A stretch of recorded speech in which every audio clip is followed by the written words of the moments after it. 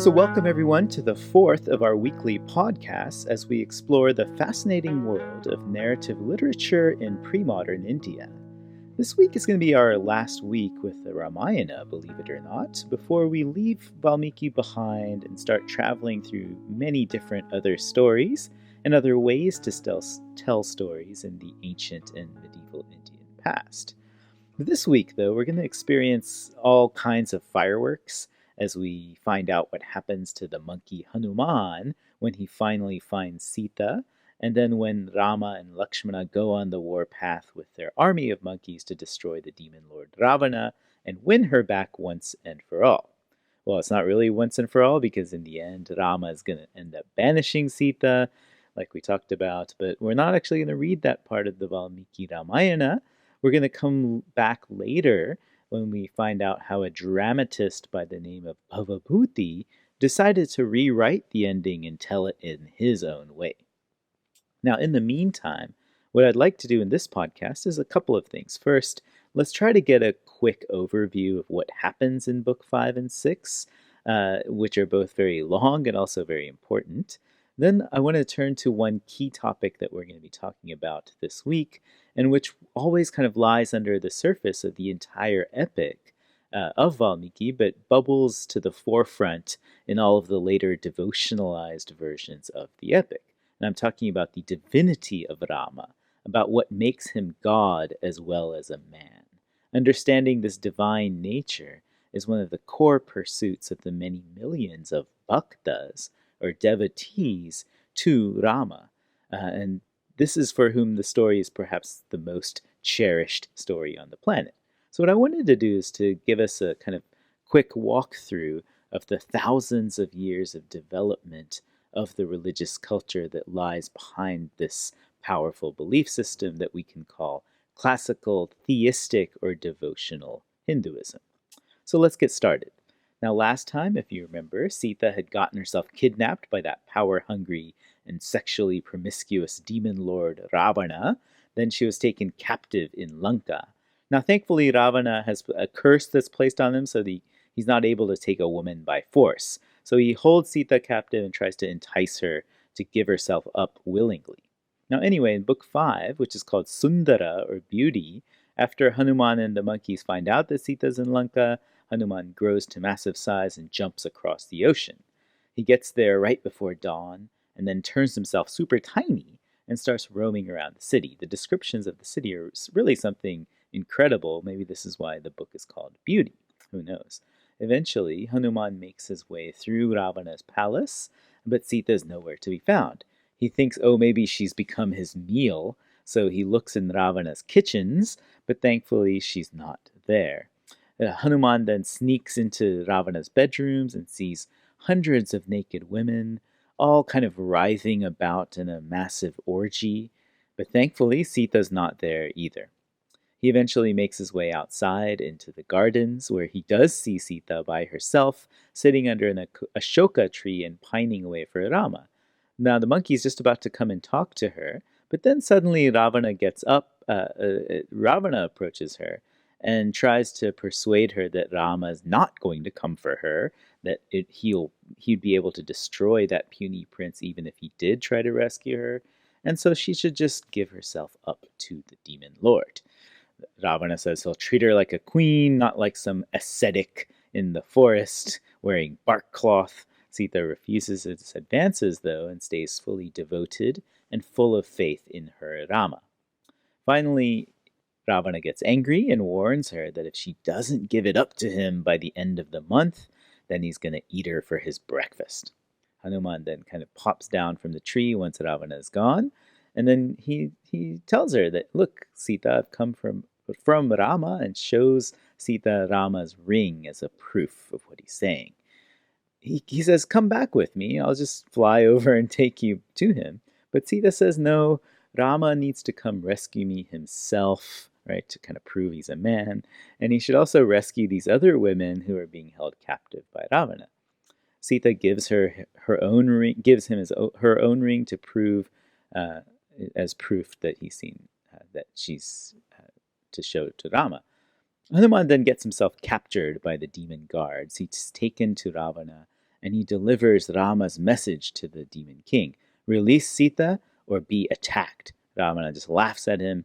Then he has the guards set fire to the monkey's tail.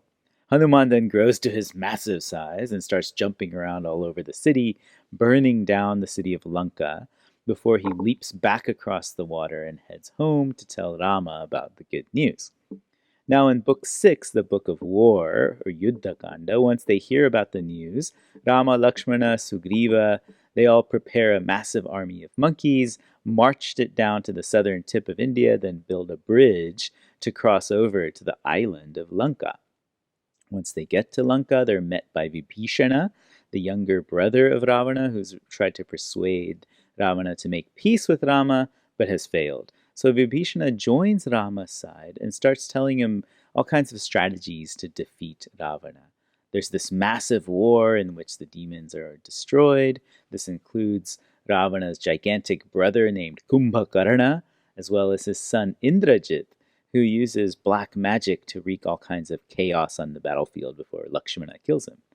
Finally, Ravana, with his 10 heads and 20 arms, comes out to fight Rama, and then Rama keeps shooting the demons' heads, but they keep growing back. Finally, he discovers the secret that he has to shoot Ravana's heart, and then he destroys the great demon lord and wins the war. Now, instead of taking over the demon kingdom, Rama then hands it over to Viṣṇu, the good, dharmic demon king, and asks him to rule with peace and with justice and to stop harassing Brahmins and other humans. They agree. Sītā then comes out to greet Rama, but Rama first makes her undergo a fire ordeal to prove that she's remained pure. She does this as she walks through a burning fire, but she comes out unharmed because the god Agni makes the fire cool as she passes through. Rama accepts Sītā and tells her, "Look, I actually knew you were faithful, but I needed to show the soldiers and everyone else on the battlefield. They had to see it with their own eyes so that there would be no doubt." This kind of behavior actually sets the trend for what's going to happen later.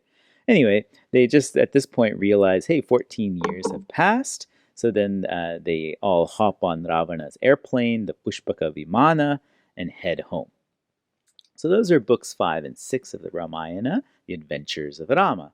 Now in the rest of the podcast, I wanted to turn to the major subtext that kind of flows through these two books, which is the divinity of Rama and how we should establish our relationship to this divinity. Now Rama is a hero, to be sure, but he's also God, right, who's come down to earth to save us from the demons that have taken over. Now let's see how it works. To understand this aspect of classical Hindu religion, we have to kind of think of Hinduism as being a giant layer cake. That's how I like to think of it, which is made up of different strata or layers of ideas, beliefs, and practices, stretching all the way back from 2500 BC to today. The deepest layers of this cake are actually a total mystery. This is the Harappan civilization that went from 2500 to 1900 BC. Then there was kind of a continuous development of religious practices and ideas from the Vedic period, which is about 1500 to 500 BC, and this continued all the way until today. Basically, Hinduism just has kept growing and developing, but also still likes to hold on to its very ancient traditions, so that even now, you can still see Vedic priests and reciters in remote villages in South India. Now, at the same time, all kinds of new strands of religious ideas pervaded throughout the Indian subcontinent. This kind of fostered important dialogues and debates between Hinduism and the heterodox traditions, meaning Buddhism and Jainism, who rejected the validity of the Vedas, and these began around the years 500 to 300 BC, and again continue even until today. Then there were the very important set of engagements, accommodations, and negotiations that started taking place between Hinduism and certain non-Indic religions like Islam, Christianity, and Zoroastrianism, and others that all have found a place within India, beginning around 700 CE all the way again until today. This is actually kind of what makes Hinduism so interesting and also so complicated to talk about, in my opinion, which is That the central notion that older ideas and practices and stories never really get displaced or thrown away in Hindu culture.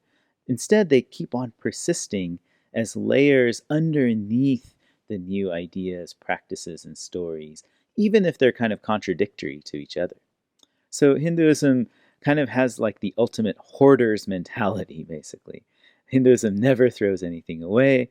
At the same time, it's also a shopaholic. It keeps buying newer and newer stuff. Like it's fascinated with buying new stuff and also doesn't want to throw old stuff away. So there you go. That's my take on things. Anyway, if you do take my other course, Asia 308, we get to unpack all of these different layers pretty carefully. Today, what I want to do is to kind of talk about maybe one of the more important of these layers that's found kind of in the middle of the cake, the heart of the cake, and that's the phenomenon that people call popular Hinduism or theistic Hinduism sometimes, which developed around the same time as the Rāmāyaṇa, so from about 200 BC till 500 CE, and also the same time as temples developed in India. In this time period, Viṣṇu and Shiva became the primary supreme deities of Hinduism, along with a third deity, Brahma, who is seen as a grandfather god and not really, never became a central target of active devotional worship. Shiva and Viṣṇu previously had only had minor roles in the older Vedic religion, but for this layer of theistic Hinduism, they became really important because they were seen as being able to be both immanent and transcendent deities. Immanent and transcendent. This means that they both stayed in the world, they were immanent and were accessible to us as devotees, and they were also transcendent. They were beyond the world. They were equivalent to that cosmic force that the Upanishads had called the Brahman. Now, both Viṣṇu and Shiva could be worshipped in iconic or aniconic forms, meaning they had sort of human-like representations, or they were also just symbolic forms that depicted what the concept behind the god. Now, these aniconic or iconic forms could be represented in fixed images or murtis that got housed in fixed temples that you could actually visit at sacred sites. And when you went there, you could do these rituals called pujas, where you could show Shiva and Viṣṇu your gratitude through different kinds of hospitality. This, again, is a continuity, and you can do this even today at temples in India. Doing this worship had two kinds of benefits. In the world, Shiva and Viṣṇu could give you great success through what's called their prasada, or their grace. In the next world, in the afterlife, the other world, Shiva and Viṣṇu could grant ultimate liberation from karmic bondage, that singular cause of suffering, death, and rebirth in the world. Let's see how they both do it. Now, Shiva, let's start with him. He's a pretty awesome character, and he's known especially to be a source of ultimate power, or Shakti, which also gets conveniently embodied in the form of his wife, who's known as Parvati, or Durga, or Kali. Shiva has both transcendent and immanent manifestations, like we said. He's transcendent when he's sort of by himself, and he appears as a model yogi. He's celibate, he's a renunciant, he's filled with a terrifying destructive power if you happen to disturb his meditations. So leave him alone unless you really mean it. He'll open his third eye and burn you to smithereens. Now, when he's with his wife, though, Shiva is a totally different character. He's domestic, he has kids, he's a prolific lover, he's a dad.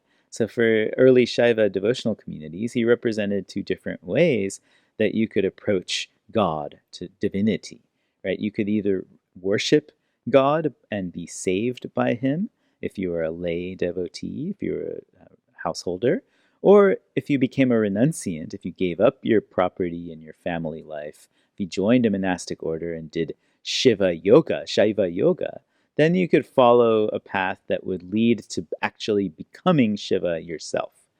Viṣṇu worship actually was also kind of similar, has similar patterns, though Viṣṇu tends not to be quite as frightening or volatile as Shiva. Viṣṇu also functions as a savior who can bring you wealth and fortune, and these get embodied as his wife, Lakshmi. Viṣṇu's central role in the world is to make sure that there's a balance of moral order, or dharma, and so to do this, he also takes on transcendent and immanent manifestations. He's transcendent when he's pictured as sleeping on the ocean of milk, right? Where is that? It's nowhere in our world, right? And he's sleeping on the top of a seven-headed cosmic serpent named Shesha, and Lakshmi is sitting dutifully at his side, and the god Brahma is just being born in a lotus that's growing out of Viṣṇu's navel. Then, when the other gods come and ask him for help, Viṣṇu then decides to enter into the world, and he does so by taking on various incarnations or avatars. And he does this to fix imbalances in dharma, in moral order. In both of these forms, again, Vaishnavas, Viṣṇu devotees, could either pray to Viṣṇu for protection if they were lay devotees, or you could also become a renunciant and then pursue yogic practice, to detangle yourself from karmic bondage and ultimately to merge with Viṣṇu, who is the cosmic Godhead. Now, among the various incarnations or avatars of Viṣṇu, let's talk about those. Rāma is considered to be one of them, and so we need to try to understand this avatara concept before we kind of bring this whole thing to a close. The word avatara literally means descent. That's the verb that's used to go down the stairs, avatarita, right? And that's the idea behind what happens when Viṣṇu comes down to earth. He's up there sleeping in the milk, right? Then he gets a wake-up call and he comes down to intervene in the world. Now, Viṣṇu does so in a secret way. His avatars, his incarnations, are hidden in the world, and only his truest devotees can recognize Viṣṇu to be Viṣṇu. These are devotees that have the highest level of bhakti, or devotion, as well as shraddha, or faith, in the very existence of Viṣṇu. And so these concepts are what Hindu devotees try to cultivate in their own spiritual lives, again, even today. A devotion to God and the ideals he stands for, as well as a faith in the existence and inherent goodness of God. In mainstream Hinduism, Viṣṇu is said to take on 10 different avatars in the world, and Rāma is the 7th of them. So let's take a look at each of them very quickly so you get a sense of what people have in their heads when they're reading Valmiki's Rāmāyaṇa. The first of these avatars is the Matsya, the fish, and this was when there was a massive flood that was going to wipe out all living creatures, but Viṣṇu comes down as a massive fish and saved the good King Manu and other righteous creatures. The second avatar is Kurma, the tortoise, who plays a key role when the gods churned the ocean of milk to bring up Amrita, the nectar of immortality, which is what makes the gods so special. Viṣṇu's third avatar is Varaha, the boar, who once saved the earth from sinking into the ocean by digging her up with his snout. These are all animal avatars, then the next two get more human in their appearance. The fourth is Narasimhan, the man-lion, which is when Viṣṇu appeared as a half-man, half-lion monster to come and destroy a villainous demon named Hiranyakashipu, who had taken over the earth. Then he comes again as a dwarf named Vamana, when another demon king named Bali had again taken over the earth. Bali was a generous demon, though, and so Vamana tricks him into giving him the whole earth as a gift. The sixth incarnation we've actually already met. This is Parshurama, Rama with the axe, who's an angry and violent Brahmin who had slaughtered waves and waves of Kshatriya warriors in vengeance for their killing of his father. The seventh is our hero, Prince Rama of Ayodhya, who's here to defeat Ravana. The eighth is going to be Krishna, the playful but sneaky cousin of the Pandavas, the heroes of the other epic, the Mahabharata. His greatest contribution is the Bhagavad Gita, which is going to serve as the definitive statement of mainstream Hindu philosophy. Now, the last two are incarnations in kind of our historic time in the future. They're kind of fascinating.